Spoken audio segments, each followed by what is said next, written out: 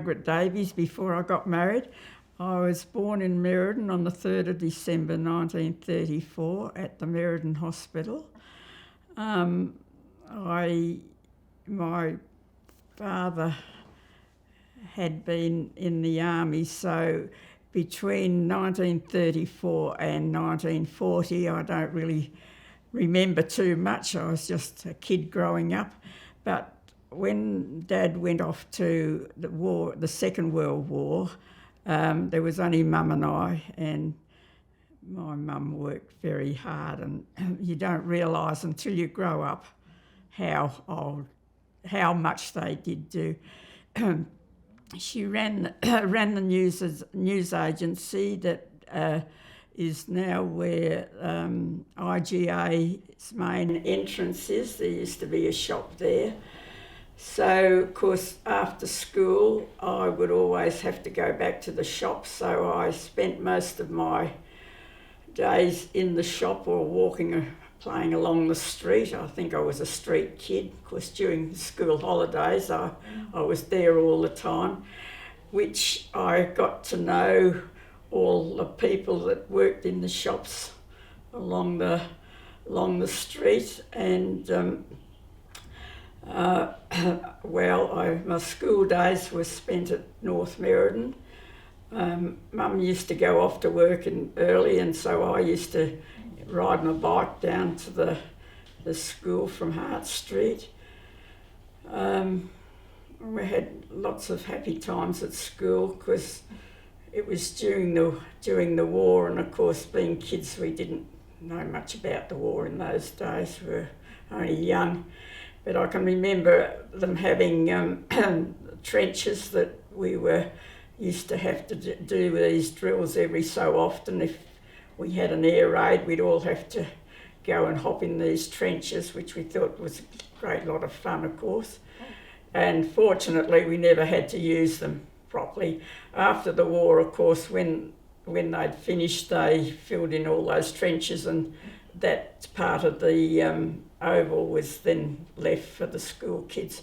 And that's where the dog park is now, down on North Merredin School. So we used to play all our sports on a Friday afternoon down there, because we used to have sports carnivals, and I can remember we used to go occasionally down to around the rock and have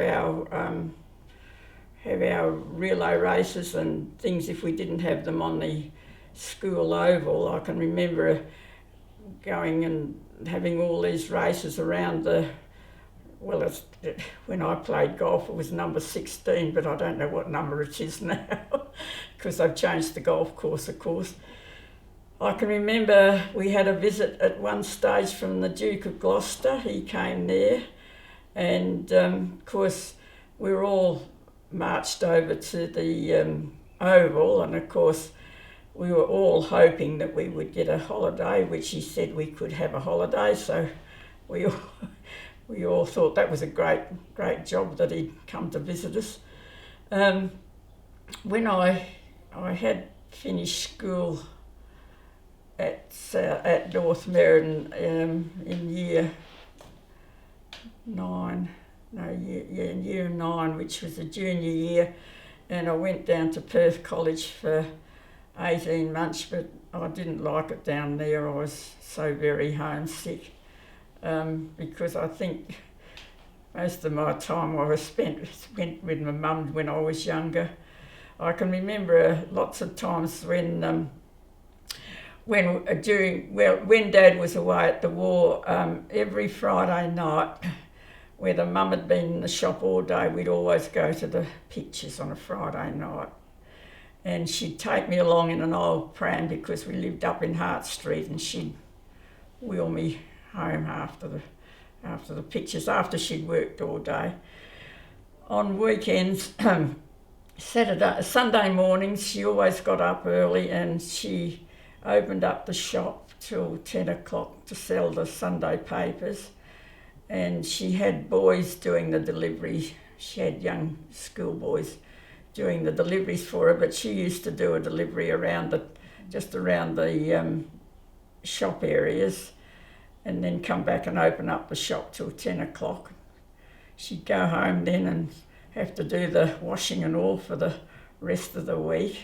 And as I said earlier, I appreciate how much more she did, because she couldn't drive, and they had a little Singer car which was sitting in the garage, and Dad said to it one stage, "Why don't you learn to drive, save you having to walk all the time?" Anyway, a friend of hers lived in Hart Street, and he very kindly taught her how to drive. So she went to get a licence, and at that stage the roller yards were open, and there used to be the goods sheds and all. So she went in to get a licence, and she drove in, and the policeman said, "I'll turn around here," and she said, "No, I can't turn, there's not enough room." And he said, "Go on, you can turn around," which she did, and hit the train, which was stationary, fortunately.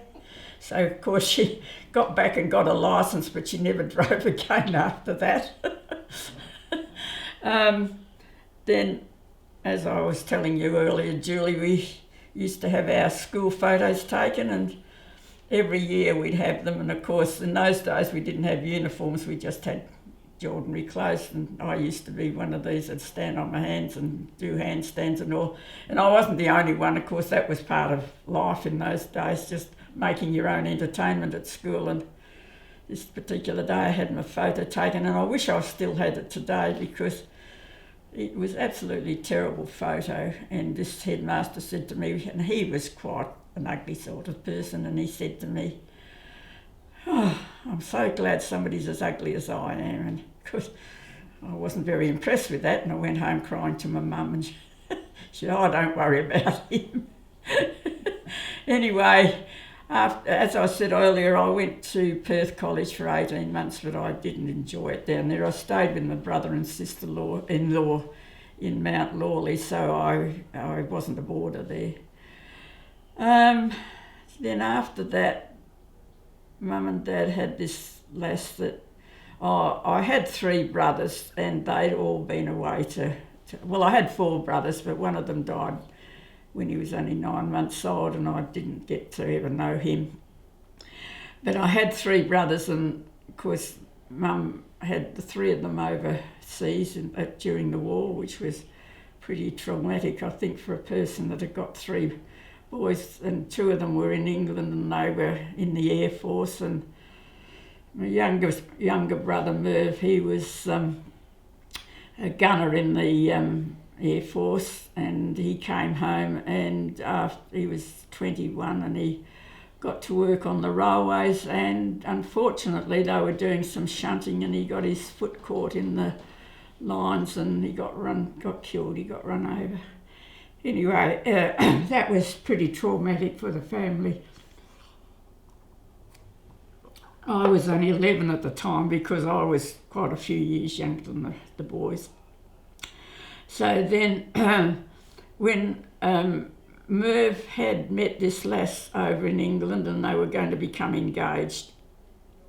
Anyway, when this happened, Dad wrote to her and said, "Look, if she still wanted to come out, he was quite willing to bring her out from England," which he did, and she did after a year or 2. And she worked in the shop with them till she became engaged and got married. So then I finished my school in Perth College and came home to work in the shop, which Mum and Dad had shifted by this stage around to Bates Street, where that area where Drakeford's, well, it was Drakeford's then, that whole area was just vacant blocks. So those blocks came up for sale, and Dad and Di Drakeford bought 3 of the blocks and subdivided them. So then Di had the one, that was the economic stores, which they were in that building at the where the hotel, Duff's Hotel was. So then Dyer and Dad built our shop first, and then after a few years, Dyer, when they were saying they were going to bulldoze the hotel down, they built their shop there. So then I worked in the shop until I met Eddie and got married. We then went to Collie for 12 months, and Eddie had been in the bank all those years. He was starting to get a bit tired, and he was terribly frightened that he was going to get posted up to Broome, which at that stage was millions of miles away.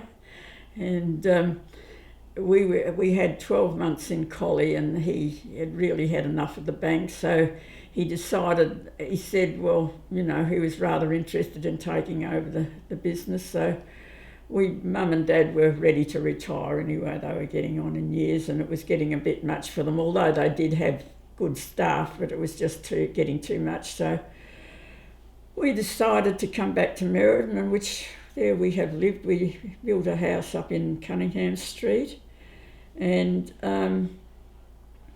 we had our 3 daughters, and we raised them, and I was pretty busy in raising the kids and working in the shop at that stage as well. Fortunately, Mum and Dad lived behind us, and they were great backups for me for babysitting and things like that, so I was able to work in the shop, and they were good that they would go into the shop if we wanted to have a holiday, so which we did. They had bought a house down in North Beach, so we were able to go and have our holidays down there for a couple of weeks a year, although Eddie used to come home halfway through just to check up on things and catch up with things. Then I became involved because I started off with the health centre, which was a separate thing, in centred identity in those days, where you had just presidents and secretaries. Then went on to kindergarten and things like that, then on to the primary, although I didn't do anything in primary school. Eddie did the primary school bit because he was the treasurer at the primary South Merredin Primary School for many years. Even before our girls started, he became the treasurer there. Then I became very involved in the Red Cross, and we used to do a lot of fundraising, which, you know, we used to have Melbourne Cup luncheons and fashion parades and all, and there was only about 10 of us, but, you know, we all enjoyed doing those things. Then I was very involved in sport. I played a lot of tennis. I started up at South Merredin when they had the tennis courts up there when I was only young. And then we went down to the Merredin Club and played down there for many years. Then I played tennis as well as bowls at the same time, because Eddie was very involved in the bowls, and I thought, well, if you can't beat them, you've got to join them, so which I did. And not that I was all that involved in the bowls at the start, because I still like my tennis. Then, of course, I did start playing golf very early in my life. I played a lot of it was basketball in those days when I went to college, and I was in the college A team, but when I came home there was no basketball here. I think they started after I started. I thought I'd play hockey, which I'd never played before, so I went on the first day and I went along to training, and they said, come along and have a game of hockey. So I went and I got hit behind the ear with the hockey ball, and I thought, well, if this is only training, I'm not waiting for the real thing. So I took up golf after that, and I played golf for many years. About 40 odd years I played golf, which I thoroughly enjoyed in those days. It was a very active golf club, and we used to have up to about 40 odd people playing on 40 odd women playing on a Wednesday afternoon, and I think I held every position there in the whole 40 years at different stages. And I did receive a life membership for that, which I was very thrilled about. then, as I say, I started playing bowls competitively. Then I started, and I got into the, that was when the Civic Bowling Club was up in Throstle Road, and it was run purely by volunteers. And I was the catering coordinator up there for about 20 odd years, and held different other positions. But and I did receive my life membership there. As I say, I've got my golfing days ended after a few years, whereas I thought the walking was getting a bit much, though I was offered a cart, but I didn't ever take it on. And they did change the golf club because they decided to all go down to the rec centre, and they changed the whole system of the golf course. And I was made patron of the golf club, but after they decided that I retired from being patron because I had given up playing, well, more or less given up playing, because it was just I had aches and pains which didn't help much. Anyway, I thoroughly enjoyed my sporting activities, and as I say, I held quite a few positions. I was patron of the Eastern District's Golf Association for 2 or 3 years, and then because I had given up golf, I thought, I don't know whether you should resign from being a patron of any organisation, but I thought, well, if I'm not playing and I'm not involved in it, so I gave that up too. But now we retired in 1977 and have had many trips overseas and around Australia, and I think now we're just happily 2 old people enjoying life as best we can, if we can avoid all our aches and pains and everything else. Dad was, he didn't go away, he was only adjutant of the convalescent homes. He was in Point Water at one stage, and he was in Northern for quite a few years. With the boys, because I was only 11 when they came home, and to me life was just a breeze, you know, when you're only 11 and you haven't got too many worries. Dad came home, and of course he went straight into the business with Mum, but I think he probably found it a bit hard to settle down. He got into the road board, and, you know, he was one of these that always liked to talk, and I think Jim Flockhart used to say, well, there's old Charlie Davies standing out on the footpath talking to everybody that goes past, and there's poor Mrs. Davies in the shop working hard. Anyway, but that was Dad. He just liked to talk to different people. The boys, my eldest brother, he at 16 had gone away, and he had been working in the titles office in Perth, so he had left Merredin at that. He finished school here, and then I'm jumping back a bit. When they came out from England in 1920, Cyril was only a baby of 6 months old. Anyway, they went up to Wollaston, up in round Kalamunda area and up in that area, and they were there for a while, and then Dad took on a dairy farm up in Kalamunda, so they used to milk cows. So there again, Mum was pretty busy with 3 boys, and then Cyril, then he never really came back to Merredin from the war. He would have been in his 20s, and then he got married in 1946, so of course the war ended in 1945, so he more or less got married then. And then Bill, my brother, he just worked around here, and he then settled. He got married in 1947, And then, as I say, Merv got killed. He'd only been home, I doubt if he'd been home. Well, he got killed in 1946, so he hadn't been married. He hadn't been out of the war very long. Being only 11, they've come home from the war, but didn't have really much to do, with them. I suppose they spoilt me rotten, which I suppose Dad did too. But I had a lot to do with Dad after he came home from the war. But I think it would have been pretty traumatic for Mum having, the boys all overseas.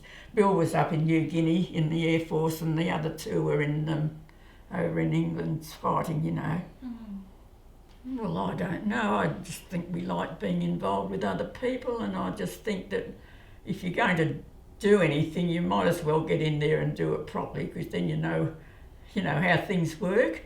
I mean, there's a lot of people I know that, they're just members and that's about all, but we just felt we would like to help. And I mean, Eddie did a lot more, because he did all this auditing. He's done so much with being treasurer of this, that and everything else, and he did a lot of it while we were in the shop, so it meant a lot that I had to, but not that I minded, but I mean he did do a lot, like with the Ag Society and all that, when the show time was on. And at that stage the girls were all not growing up, but they were at high school and old enough to, fend for themselves a bit. I don't know. I think perhaps just being involved in the community, I think, I don't think we've got any really special. I know Eddie was very chuffed when he got that OAM that time. He really was chuffed about it. I did get an award for doing something. I can't remember what it was now. I've got it at home. I think I know Beth Gearing put me up for it, just a community award. And then he got put up for a community award because he used to audit, and I can remember him taking books down on holidays and auditing because he had a bit of time then. And he was put up for award, and I think he was a bit disappointed, not that he didn't win it, but some policeman that hadn't been in the town 5 and 20 minutes got the award, and not that it counted for much. I think it was only a poster or something, but he was a little bit not that he was disappointed that he didn't win it, but he was disappointed that somebody that had only been in the town 5 and 20 minutes had got this award, and I don't even know what he'd done to to receive it. But I think we just, as I say, we just enjoyed doing it, I think. Well, I think it was a bit disappointing when all the railways were taken from here, because it just shifted so many people away from the town. It was a really vibrant town in those days, with all the railway workers and things, and their families, and of course most of them had quite big families, and I think I don't know what really I think that probably was the major turning point in Merredin, where it started to go down. And of course they took a lot of the government departments out of the town, which was a bit disappointing too. So, but I think everybody that lives here seems to quite enjoy living here. But and different ones that have gone, they come back and say, "Oh, we love living here," but. I think a lot of them shifted because of family commitments and things, and but I mean I can't say that we're lacking anything in this town really. Oh well, at that stage we had 2 of the daughters living here, and we thought, oh well, at least we've got a backup if anything happens. Anyway, of course Diane shifted away, but Louise has been very good. We know that there's somebody around, and I think. Well, the only thing I think, if we ever shifted from the town, we'd have to go into I wouldn't know, it would be a frail-aged hostel or something like that. It wouldn't be a nursing home, but I mean somewhere where you could still do for yourself and all that. I don't think we'll ever shift. I think they'll have to just take us up the road when we're finished. So. I don't know. I just assumed that there was going to be a shopping centre built there. That's all I can think of. But I don't really know why they did it, because I don't know whether there was any petitions taken about it being bulldozed. I don't really know, but I think that the main thing was that they were going to open this big shopping centre there. But Joan Cook tells the story where her parents used to come in and they'd be hanging around waiting to go to the pictures at night, and they'd all go there. But coming in from the farm, they had somewhere to go. But I can't remember.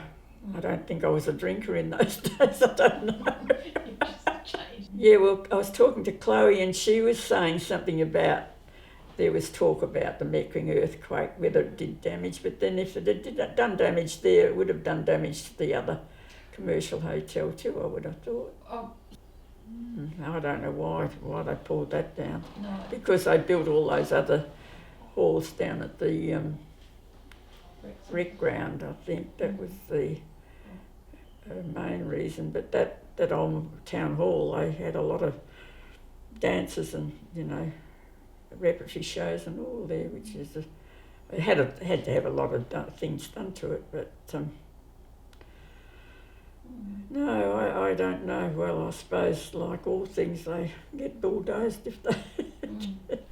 I got that for some reason, and I don't know why I got it, but it was apparently the government were giving out these awards for sporting people, like people that were involved in sport, and there was only so many from each club that were given them. I don't think I got it for my sporting ability, but I think I got it for being doing a lot of work at the. So that's why, and as I say, I got the life membership, and I did have a life member. That was through the golf club. That one was, but this one was. This is my civic bowling club life members, but I as I say, I have got one for the golf club, but I can't find that at present.